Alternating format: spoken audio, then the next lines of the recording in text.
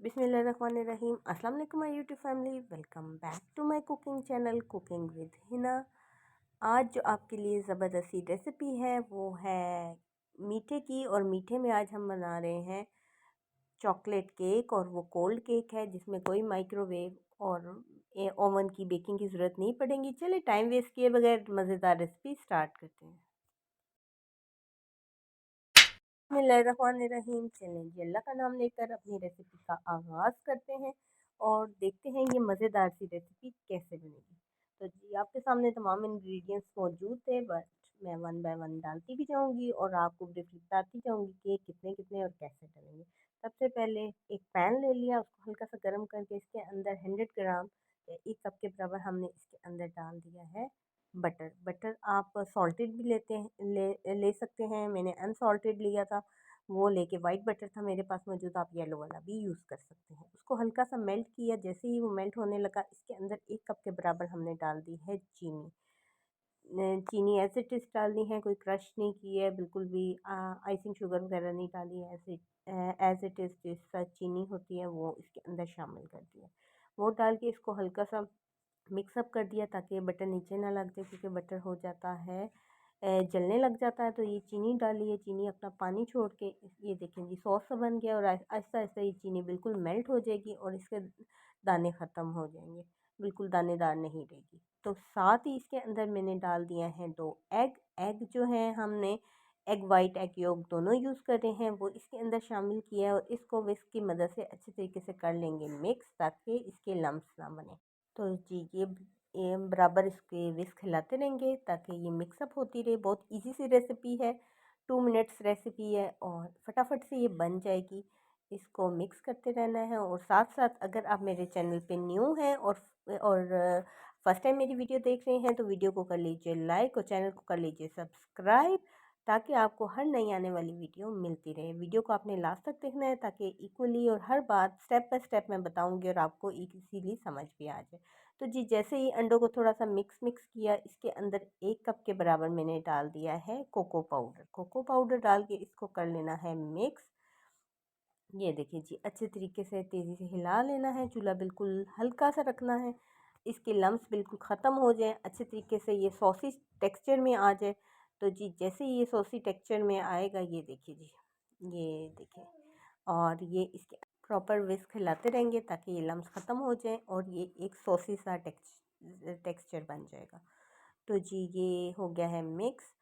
इसका हम चूल्हा बंद कर देंगे। ये देखिए जी, और चूल्हा बंद करके इसको, ये देखिए जी, मैं फटाफट से इसके अंदर चम्मच हिला रही हूँ ताकि इसके अंदर से ये हल्की सी स्टीम निकल जाए। बबल्स बन चुके हैं, बिल्कुल रेडी हो गया। अब इसके अंदर जाएंगे बिस्किट्स। बिस्किट्स मैंने मैरी बिस्किट लिए हैं, आप इसकी जगह ले सकते हैं कैंडी बिस्किट या कोई और भी बिस्किट ले सकते हैं। विदाउट क्रीम वाले बिस्किट आपने यूज़ करने हैं। मैरी बिस्किट इसलिए क्योंकि वो ऑलरेडी बहुत मीठा बन जाता है, शुगर और बटर वगैरह डाल के, और कोको पाउडर डला होता है, वो सॉस काफ़ी मीठा बन जाता है। तो बेहतर है कि आप ये मैरी बिस्किट लें, ये बिल्कुल चीनी के बगैर होते हैं।